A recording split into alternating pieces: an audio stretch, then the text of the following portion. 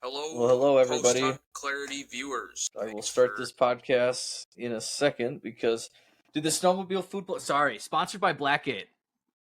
We I just got trail camera pictures, and I haven't really been getting a whole lot in the last couple days, so of course it comes on. But Yeah, we are episode 22, is it? 23. Oh yeah.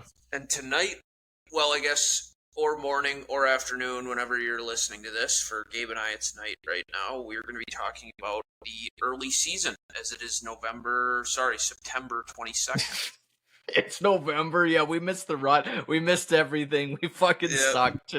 We're just getting started here in two different states. We were supposed to record last Wednesday, but I had some deer chores that had to get done, so.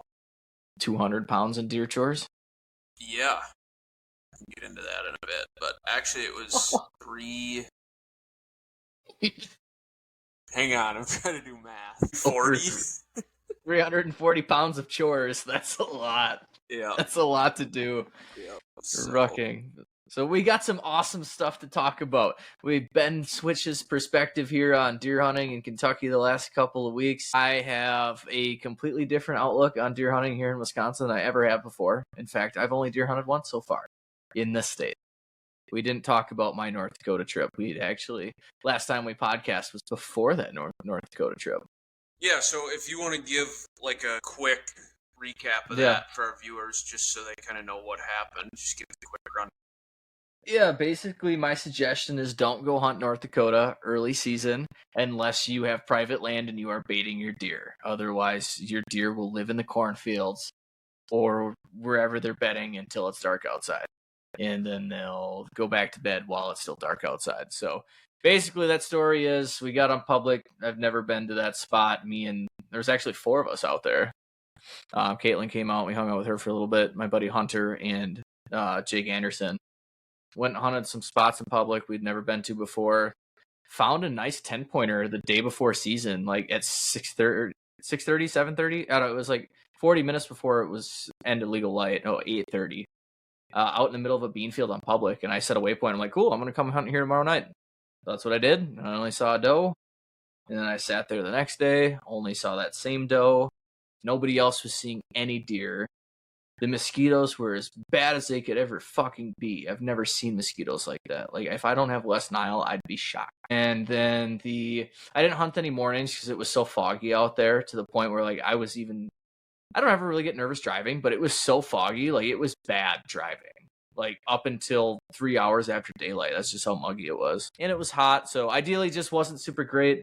Nobody really saw any deer, so we came home a day early just because I'm going to be back out there with Ben in October. And then if I shoot a deer, in Wisconsin, I got all of November and December to go make some weekend hunts in North Dakota. Once the crop fields are gone, once the temperature drops, I think it's going to be way easier to harvest a buck over there than early season. Yeah, so still in kind of what most people consider the early season right now. I kind of consider the early season through through the first full week in October, typically. What are kind of the strategies that you've had some good success in early season? What are some of the strategies you focus on this time of the year? And I know your perspective has changed and you're probably not hunting as much early season as you have in the past, but when you do go sit, what are you looking at? Are there certain areas you're going to, certain things with the weather you're watching for? What does that look like? Yeah, when I used to bounce around public, you and I had this conversation last year. Like, you were a guy that typically doesn't hit the woods until October. And then I was a guy where I'm like, I kill most of my deer in the first 25 days of season or I go tagless, right? And that's because I hunt public. I'm trying to kill deer before other people have the chance to kill deer. Down in Missouri, I think the deer held on to their summer patterns a little bit longer than they do up here, just because our weather changes a little bit sooner and whatever. This year's different because I have a lease, and the deer I want to shoot don't exist on the property I'm leasing, so I'm just not spending time in the woods. But when I hunted public, obviously I couldn't just I'm going to go after, splits or whatever. I'm on public trying to have just a respectable buck walk by. So the more I'm in the woods, the more chances I have to hunt. And I don't really care about blowing up a spot because I'm not the only guy that hunts it. So typically I just find on public, because there's not really fields and managed crop fields in Wisconsin to hunt on, at least where we're at. I'd find acorn ridges, and I had really good luck last year. There was a bumper crop of acorns. Early season, typically they start dropping in September, and I would always see deer in the woods, which is completely different from most private land hunters. They love hunting, if you can hunt bean fields or food plots early season, guys are doing that. But hunting public land, you find the right producing acorn trees in respect to nearby bedding and a water source. It's game changer. Like, you'll see deer and they move, an hour or so before dark versus, a food source out in the open where they don't show up till last light or just after last light. And you're not worried about, in your scenario, right, like booting deer out on the way out of the tree stand. You can just get out clean and go from there. But I've always focused on acorn ridges, hunting in the woods, typically early season. And I'm really not bothered, at least on public, by hunting when it's hot outside. Just because, like, hey, I'm just, any opportunity I get, I'm going to take. But perspective, completely different, like I said, with this lease right now. It's hot out. I'm not seeing the deer. My cameras are quiet. Like, I could go out in the woods just to go out in the woods, and I almost did last night. But at the end of the day, like, when I truly think about it, I'm like, I would rather just sit at home and be bored than go in there and hunt deer that don't exist or mess up a spot potentially. So, well, because when you have the luxury that you have right now, all you do is you teach deer that there's humans around. You teach them to your patterns. You just risk spooking deer or whatever it may be that isn't necessary. You're going out hunting that 1 in 1,000 chance that something unexpected walks by. Yeah, and I don't want to do that. And it just, in my experience, it doesn't happen. My perspective has changed a lot, kind of too, similar to you. So, like, you kind of prefaced that I was never a big early season guy, and it's just, I never really had luck with it. Like, we just kind of had the generational, like, family farm that we hunted at, or family land. And it was always just like Grandpa ran cameras in a few spots year over year on his food plots. There were never bucks around early season. So it was like, I'd always go when we'd get a cool day or whatever. But, like, I'd get 4 or 5 sits in September, but, like, just never had luck with it. And finally, like, my perspective started to shift as I got out of college and started to really learn how to hunt and stuff. And I started running my own cameras a little bit, and really at that time had the luxury to be able to hunt when I want a little bit more, at least to a certain extent. So I remember, like, fall of 2023, I put a big emphasis on, like, trying to hunt edges more. It was kind of one of the things that I had learned. If you remember that spot I shot my buck, like, there's a pretty good edge there, where a few different habitats kind of come together. And so that was kind of an early season focus, and it was really just, like, only go in there when the days are right for it, because I knew I had some bucks around. If it's 80 degrees and it's been 80 degrees for the past week, why go hunt just because it's a Sunday? Like, kind of like you were saying, I'll sit at home and be bored. So that year I was really good about, like, when you get that cold front, go sit, and it paid off. That's the earliest I've ever shot a deer. That was October 3rd. Now, moving down here, honestly, my early season is, like, you hear these guys like THP and stuff that are like, hunt the sign, find the hot sign, and it's like, I've just never really had luck with that. Like, I don't know, I don't stumble through the woods in September and find scrapes and stuff, you know what I mean? Or, like, a lot of super fresh rubs that look like they were made, 2 days ago and stuff like that, in the beginning of season. So mine, especially lately too, like you said, I'm learning new pieces still. I have a bunch of new permission pieces this year. I have a camera out in public. Like, mine's really just kind of learning how these deer behave around these pieces and how they move throughout them. And a lot of my early season, honestly, has still been like my preseason. Like, I've been moving cameras, scouting. Like, now I'm kind of at the point where I'm like, okay, I need to stay out of there. I'm starting to get deer pictures where I've got my cameras now. Like, got a good bead on where are going to be my top spots to sit. I don't have the bucks around that I want right now. I'm still going to hunt a bit just because I'm limited to kind of that weekend warrior a little bit right now. So I'm going to hunt when I can. But yeah, I don't know. My strategy this year has just been continuing to learn and scout almost through that. I'm shocked when you just brought that up about not finding rubs and scrapes early season. I always find rubs in the woods. Like the morning I saw that velvet buck that I passed, which I haven't talked about yet, but I did go sit opening morning here in Wisconsin. And there was 2 bucks on that camera that were what I would consider probably shooters or possibly shooters, right? It was like, there was one that I call nuts, which is the 10-pointer that I really like. As Ben in July, I got a picture of that 10 and I sent it to him like, this deer's on the do not kill list because it has just such good genetics as either a 2.5 or a 3.5-year-old. Like he's a 120s, maybe low 130s, but got the potential to go boon for sure, just with the frame he's got. And then there was another deer that just had an absolute abortion for genetics, and it's just a giant 6-pointer with a G3 that's an inch long, so he's technically a 7, but he's got the frame where if he was a 10-pointer, he'd be in the 140s. Just, really weird deer, right? He's a cool buck, though, and he'll be... I mean, I would respect you shooting him this year, but if he makes it till next year, I think he'll be a good buck next year. He would probably be the buck I hunt next year, just because he's, I think, the more mature buck on the property. Yeah, and he's just a cool deer. He's not one of those deer that's ever going to go 160s probably, but it's kind of irrelevant. He's a cool buck. But yeah, I don't know. I just I was stumbling through the woods around Labor Day weekend or maybe opening weekend it was.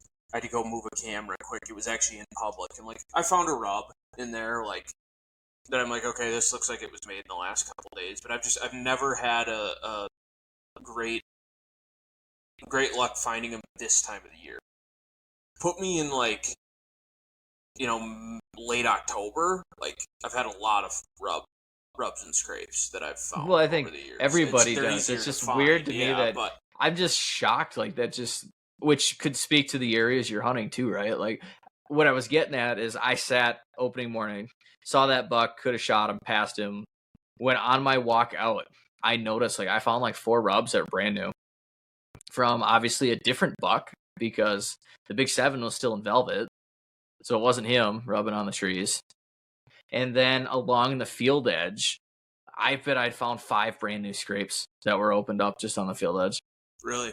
Not big, but I've got yay big, and I got trail camera pictures from the trail camera in the middle of the woods on the public, where I had deer there all the time. And then some of the leaves fell because we're already 50% peak color right now. It feels early.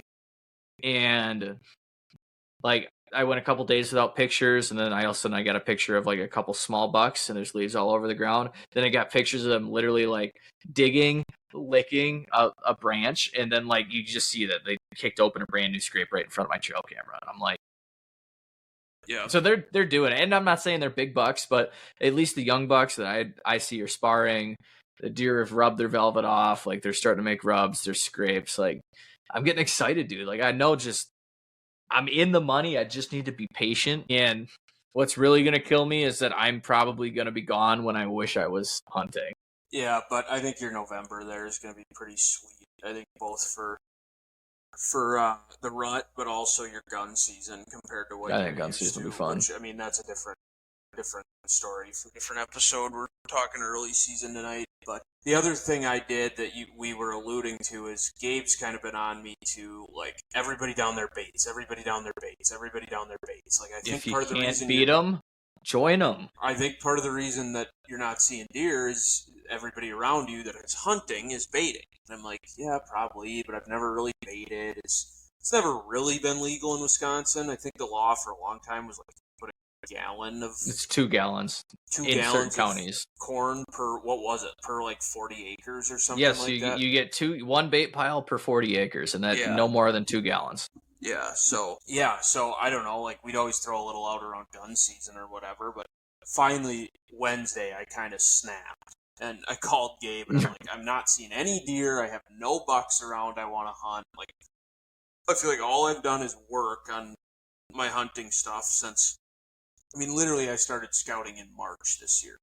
And, like, I started scouting Ohio because I thought that's where I was going to be hunting public. But still, like, I've been Until putting the in, EHD killed all the deer. yeah, I've been putting in work for 6 months, and I'm like, I don't have a buck on camera in the last month that I want to kill. Like, I don't know what to do. And so finally, I'm like, I might as well try some corn. And so I literally went to Walmart and I bought 340 pounds of corn, and I put a corn pile at one piece, I put a corn pile at another piece, and then I put a corn pile at another piece. And from a buck perspective, it hasn't shifted yet a bunch. I've got one. Gabe and I was just showing him. I've got one 9-pointer on camera that's a little spindly. He's a 2.5-year-old, but he's not on my shooter list right now. But he might be come November if he's all that's around. But it's really made me realize that there's deer around at least. Like, you know, I have one piece in particular that I always thought was going to be a sweet spot come mid to late October into November, and I really think will be, and there will be some bucks cruising in there.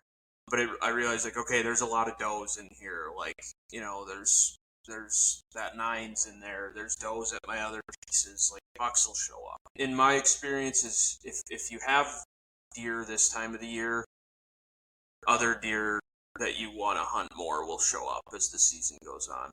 You know, It's kind of like Newton's might be fifth law with deer hunting. yeah, it might be October 25th, it might be November 4th, but at some point you're gonna have a few bucks cruise through. So, Mm-hmm. what It's else? always the days that most guys are at work, which, you know, luckily for me, I think that's another reason I'm not like so crazy about hunting right now.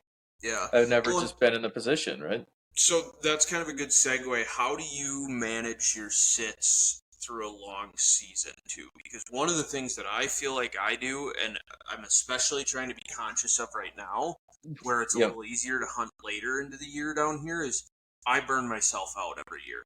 In Wisconsin, I did it every year. Like, you know, sitting in September, you don't have too many like hot days anymore. Like, even if it's not an optimal day to hunt, a lot of times it's like not blistering hot to sit out there. Like, it's a nice afternoon. You know what I mean? So I'd be like, oh, I'll go hunt. Like, might as well.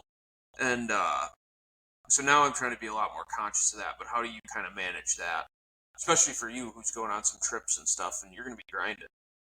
Yeah, this is actually one of my off years. I feel like last year was a grind, and I burned, you know, damn near all my fucking tags, except my Wisconsin tags. But this year a little different. But I feel like historically, I front load my hunting season. Like, I hunt way more in September and October than I do at all in November, December. Last year was different because I took a week and a half trip to Kansas. If my dad wouldn't have came, I'd have been out there for another week still and probably missed Wisconsin's rifle season. Um, but I still hunted a lot in November. It's just every year, I think I'm so burnt out by December that I get a glimpse of first ice the first week in December, and I'm just like, I'm gonna go ice fish. It's crazy now that you think about it. You have between 2 and 3 more weeks to hunt the month of December than you do in September for Wisconsin. But I swear to God, I'll hunt 5 times more in September than I will in December. Yeah. I'm just kind of over it at that point. Like, if I still have a buck tag in December, like, I think there's a good chance to kill a buck, but I just get so, I don't know, discouraged, uninvested, where I'm just like, all right, I gave it my best try, right? Like, I have 70 sits in the year. That's what I'm going to do this year. And you should do that too. Keep a calendar, and we should, like, notes. Because everybody always asks, like, oh, how many sits do you have in a year? Like, when we did those clothing interviews with you, it was how many sits in a season. And I'm trying to think, I'm like, I should really document not just days hunted, but sits. Like, morning and night are different. So come like mid-January when seasons are done, we're like, okay, how many times did we hunt? We can figure that out. Like, Yeah. that'd be a good statistic, I feel like. Yeah. Yeah, mine's always kind of been the same. It is like those 2 years I was talking about when I lived in Wisconsin post college, like I was a little bit more picky with my sits. Mm-hmm. But like I remember in high school, it was like I'm gonna go hunt. Like I'm gonna go hunt after school the days I can that look okay. I'm gonna go hunt the weekend absolutely. And every year come December, and I think Wisconsin's hard too because it's like December can be so hit or miss in my my limited experience hunting there, and it's a lot of times it's pretty not enjoyable to sit out there at all. Like, it's cold, it's not fun. But here I've kind of realized, I can put corn out late season, which might crush. There is late muzzleloader down here, which is mid-December. Sitting in December can be anywhere from, low 20s in the morning, upper teens here. But I mean, we might have days that are in the mid to upper 50s. I mean, it's hard to say. So this year too, even though I'm a little bit more of a weekend warrior now, I'm trying to be last weekend it was 90, and I'm not going hunting. There's no chance. I hunted, coming up on 2 weeks ago now, I hunted on a little bit warmer of a day because I was going to check a camera anyways, so I'm I might as well just pop in and sit while I'm here. But yeah, I'm going to limit that a little bit more, and if I have a tag in my pocket, I mean, Kentucky's a $1 state, but if I have a tag in my pocket, I'm going to try and milk it a little bit longer so that I can hunt through mid-December at least and be engaged. So, well, your Decembers are probably a little bit easier to hunt. Sponsored by Blackgate. I am just getting blown up, dude. I literally, I bet you. Do you have your camera set on every hour, every day, or is it every detection? Every detection. I might need to switch that. I've done mine every hour. Dude, my batteries are dying so bad. It's never been this bad. You must have cell service issues. There's no cell. There's no service on this lease at all. So I've noticed I've had this camera out, and I have good service on this one, and I've had this out since mid-July, and it hasn't died. Yeah. And so when I went in and sat yesterday, I brought a portable charger with me, and I just pulled it and charged it the entire time I sat, and then threw it back in when I was leaving. Yeah, that's smart. But I've noticed, one of my mole trees I have in a spot where I don't have good service at all. It must be sitting there searching. And I moved it there last Wednesday, and it's down to 61%.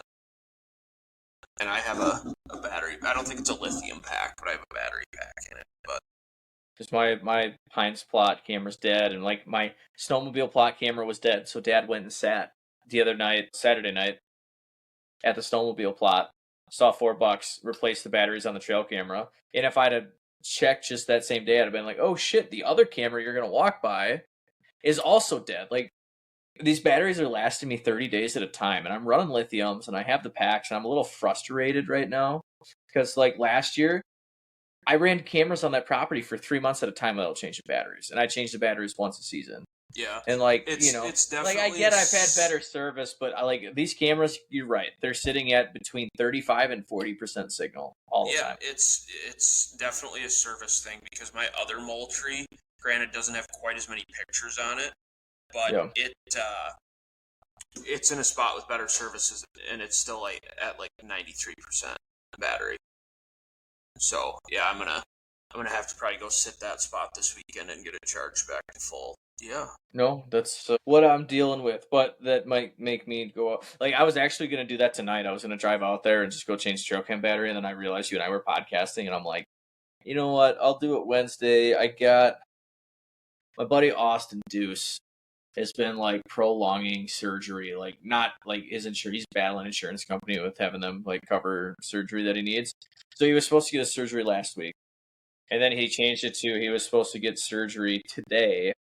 Well, they still won't figure it out, so he called me, and he's like, yeah, so I have this next weekend off from work, and I was supposed to be under the weather from surgery, not being able to walk, and he's like, but I'm not going to have my surgery anytime soon, so you want to, hang out? I was like, well, duck season opens this weekend. That's what I'm fucking excited about. I went and bought a $300 shotgun last night, impulse bought some piece of shit from Turkey. It's an auto loader. I don't care, dude. I'm going to drag this thing through the mud, and it's going to be in the water. As long as it doesn't jam up every time, whatever. Yeah. So I bought a shotgun. So he is going to come up, and we're going to duck hunt in the morning. And then I asked him, because, as much as, I want to hunt my lease and kill a deer, and I don't want, a bunch of smaller 2-year-old shot, there are too many damn 1.5-year-old basket bucks there. So I asked him, I was like, when's the last time you filled your tag? He's like, dude, I was just thinking about that. I haven't filled a Wisconsin tag in forever. And he's like, if I get my surgery mid-October, I'm not going to be able to hunt for the rest of the year. And I was like, so do you want to shoot a big buck or do you just want to get some meat? He's like, to be honest, I'd love to just get some meat. And I'm like, oh, baby, I got the place for you. I'm like, we're going to go to the lease. I'm going to film somebody whacking a nice 8-point basket rack. And dude, I have no problem with it. Like, I'm all for it. If you let him kill an 8-point year and a half old, I'm going to choke. No, there's too many of those. I'm telling you, Ben, there's 25 clones of those bucks on the press. 8-pointers?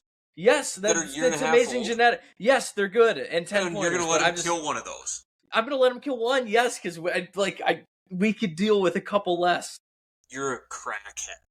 Mm-mm. I should smack you through this computer right now. It's like, I need to cull some of them off the property so I can have more does, Ben. Think about this. We talk about doe management, how people don't like to kill does, and there's too many does on the property, and that's why bucks don't like it. The property I have is complete opposite. There's not enough does, and there's too many fucking tiny bucks. Yeah, but I want some of these small bucks gone. So hard. Your bucks are going to rut like nuts. So they are. Oh, dude, I'm going to rut so hard. They're going to rut like crazy. Well, that's good, but that's what I'm saying. Like, dude, if one or two of those little bucks disappeared, it would do nothing. Like, I need to call some of those things. As those bucks get older, they're going to probably not all stay, and then pretty soon you might be wishing, I wish I didn't let him whack one of those. I don't think I'm going to miss one buck. And that's why I told him, one of my up-and-comers, no. But, like, a year-and-a-half-year-old, there's too many of them. Like, between deer that are just going to get shot during the gun season, because it seems like people love shooting those deer anyways. I'm like, go ahead. Just shoot one. I don't care. Or dumber. There's no... If a 2.5-year-old or, one of my nice young 3-year-olds, no. Like, we're not going to do that. But if it's a year-and-a-half-year-old, 6, 7, 8, like, I don't care. There will never be a day where I complain that I have too many bucks around. Does, maybe. I've seen that before, but there will never be a day where I complain that I have too many bucks around. Okay, well, there would be if you have limited food on the property. I spent all this time making food plots. Not at all. They don't. These bucks are... Dad sat in the food plot, 4 of these bucks out there for like 2 hours, fighting, running over all my goddamn brassicas, stomping them down into the dirt. They're destroying it, dude. Dude, they've logged that property. There's browse in there everywhere. Not I know property, there's food, but around. There's acorns. There's acorns up the ass. There's crops everywhere around you. You have food in there. There's apple trees. You're not going to run out of food. It's literally an all-you-can-eat buffet. Dude, that's why I don't know. I just love having this conversation because I've never been in a position. If you're listening to our podcast right now and you don't have anywhere to hunt this year, reach out to Gabe because he'll just let you kill all its deer. No, that's not what I'm getting at. I'll sell you a hunt for a couple, year-and-a-half-year-olds, but pay for my lease. It's a good habitat. Buffet at the only problem with my place is it's not in a Buffalo County or a Trempealeau County because it's got all the makings for booners, which I need to have a conversation with the neighbor about leasing that property. So let's talk about that. I already know I need to lease neighboring property that I have permission on. There's a lot of other people that hunt it. In fact, I got a text from my lease owner. You're at 4 sits? Oh, yeah, you went to North Dakota. That's 5 technically. Every slash is going to count as 5. So I'm at 5 sits. Or what are you doing for these? I don't. It was just you go into like the symbols and then you hit the shift button and then it was like a straight line that pops up. You could do an I too. It's the same thing. I gotcha. But so the guy that farms the piece I lease owned that soft-sided blind. If you remember on the edge of the field, there was that faded out crappy Radix blind. I didn't know it was his because the landowner had texted me. He's like, hey, do you want to purchase this blind, from my friend? And I'm like, no, I don't want that thing. It's a piece of shit. And he's like, well, it was actually so-and-so's. And I'm like, oh, I didn't know that was his blind. He's like, well, he wants to move it to the neighbor to the south. I'm like, no, that's my permission piece. Like, he has permission to hunt there too. So I'm like, all these people hunt there. And I know if I talk to the old lady, she'd be like, oh, I've never had anybody ask to pay me before. Like, but I wouldn't want to give her a number. I'd just be like, well, what's it worth to you? Because if she told me $2,000, I'd be like, throw down my card. But what I also don't want to do right now in the middle of September is start a bidding war where she would go up to like the other people that have permission and be like, well, so-and-so said he'd want to lease it. Like, what would you lease it for? And then all of a sudden it just starts an absolute fucking bidding war that I want nothing to do with. The thing I think you might struggle with there is getting everybody out of there.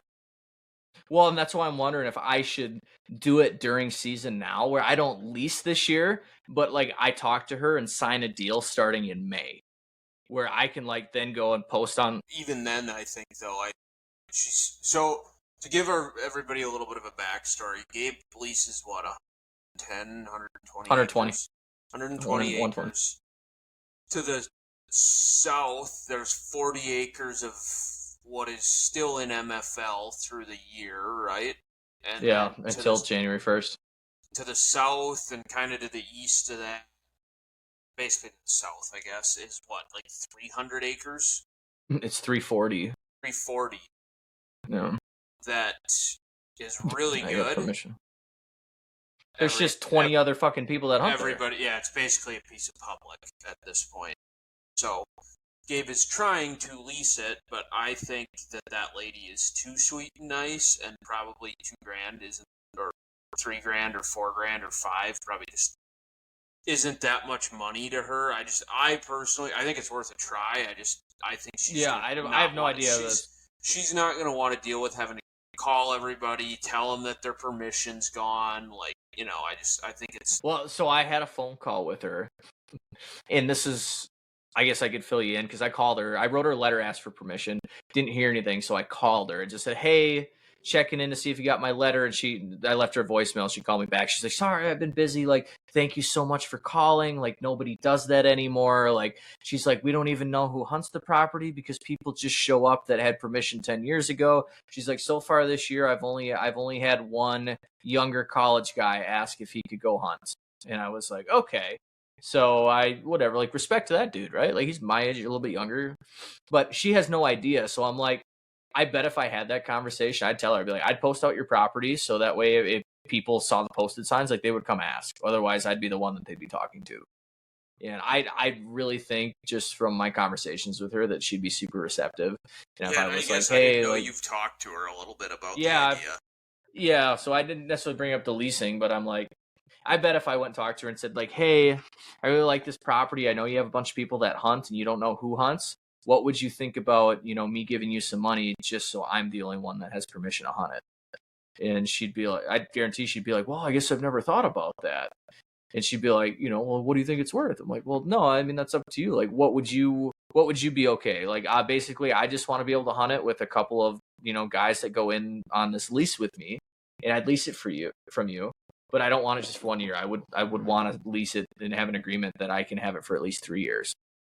And, I'll pay you whatever we agree on each year. And like May 1st, I'll just have it so you cash up front.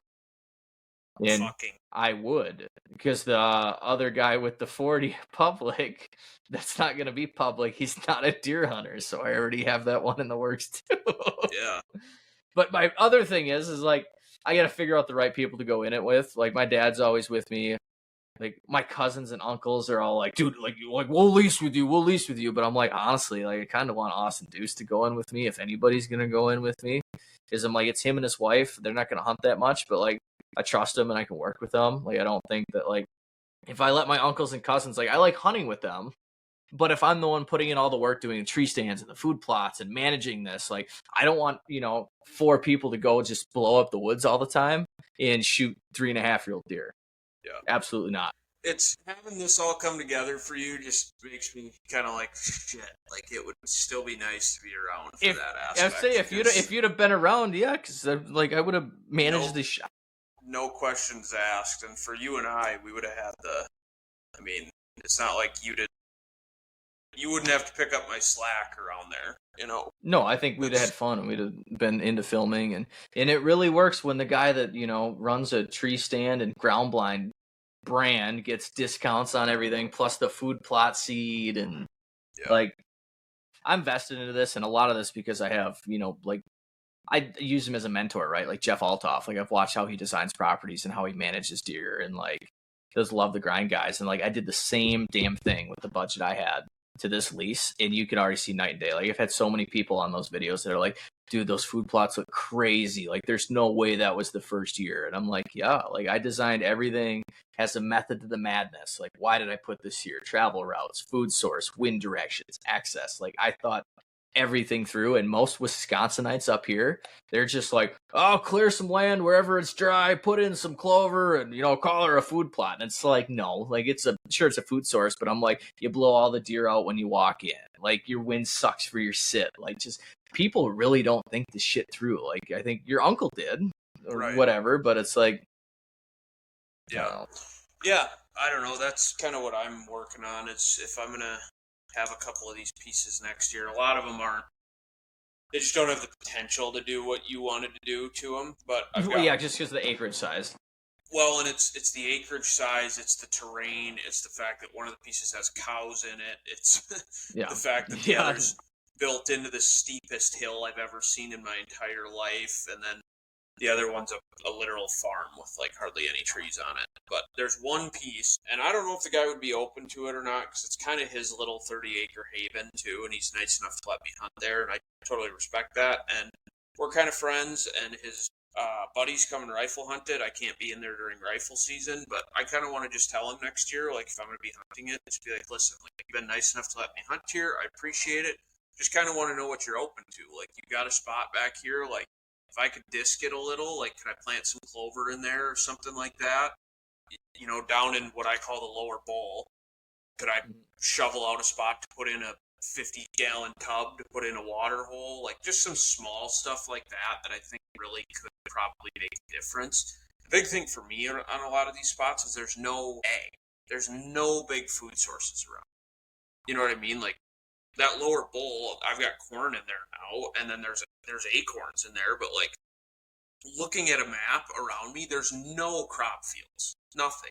No, you're in the middle of the big woods. The neighbor to the north doesn't hunt, which, like, great, that's one less person hunting, but she doesn't put in food. Like, the guy to the south does, but he only owns 10 acres, so I don't think he's putting in food. Like, I don't know that people are doing food plots or, so I think just marginal steps like that even might make a big difference. But I think it would, and it would also, like, I'm dealing with on the property right now is all the food I put in over the summer didn't exist last year. So that's why there's not shooter bucks on the property, because when the bucks were on the property during the rut last year, they're like, cool, there's no food. And now I think this year's going to be different, where they're going to get to the property, they're going to be like, holy crap, like, there's delicious yummies everywhere next to the bedding. Like, I'm going to stay here, and then next year they're going to, I haven't had time to make it out there yet, so I don't know the lay of the land too well, but I think that pond plot. Yes. All of them. They're just, it's amazing, but I need to. Since the last time I grabbed my phone. This episode went a totally different way than I think we were planning. But that's all right. Ellie, I'll come open the jar. Just bring it in here. I think it's been a good episode. And you're in the neck of the woods, too, where, like, you can still lease land for a relatively good price. Like, yeah, I got in right now at a steal. And my goal, like I said, I signed a 1 year. I'm going to have negotiations with him, honestly, the next couple of weeks before Halloween that say, hey, I'm really impressed with the piece. I want to hold on to this piece. Can I sign a 3 or a 5 year agreement? Like, I'll pay you more, just a little bit more, but I want a 3 year agreement at the minimum. And I think he'd be like, absolutely. Because when I lock it down for 3 plus, like, ideally 5, minimum 3, if I can lock it down for 3 years, like, just no stress. Like, and then if I can get this other property at what I believe is, I think, going to be a good deal, just because if you're not first, you're last, and that's Ricky Bobby's best saying. But, like, these people in the area yet, they're not used to leases. They're not used to people offering it. But guess what? 5 years from now, they're going to be. Somebody else will knock on their door and ask to lease that property. So I'm just like, I'm going to get in there now, have a great relationship, because they already know that I'll be a good caretaker, a good steward of their land. I'm going to treat it good. I'm going to improve the value, and, hopefully, I'm young and sweet, and they just, like a young man out there provide for his family, and they're willing to do it for a little bit cheaper than, people from the cities that would walk up there and be like, hey, we'll give you $10,000 for that property, because there are people that would. Yeah. Yeah, and I don't know. I'm very open to the idea of leasing around here. My big thing is just like there's not much to lease within 30 minutes of me, really anything that I've found. And then you start bumping on 40 to 45 minutes, and I'm the only guy that I know down here that would lease it, and you start wanting to get 4 or 5 grand for 100 acres. Like, that might not Yeah, that's sound hard like for a you. ton, but for one guy, that's a decent chunk of change, you know? Well, yeah, because at that point you can spend that and go to an outfitter for 5 days and have a really good chance at shooting a nice deer, anyways. Plus, Right. they cook all the food for you. They hang the stands. Like they Well, do all the work, the dude. thing So for it's me like, is it's not the 4 or 5 grand necessarily. Like, I mean, it is. You still have to spend that, but it's like, yeah, then you have to spend it next year. Then you have to spend it the year at. You know what I mean? It's not just a one time. Okay, I spent 5 grand and now I get to hunt here for the next however long I live here. It's I spent 5 grand and now I get to do it again next year and the year after that and the year after that. If I'm lucky enough to keep leasing.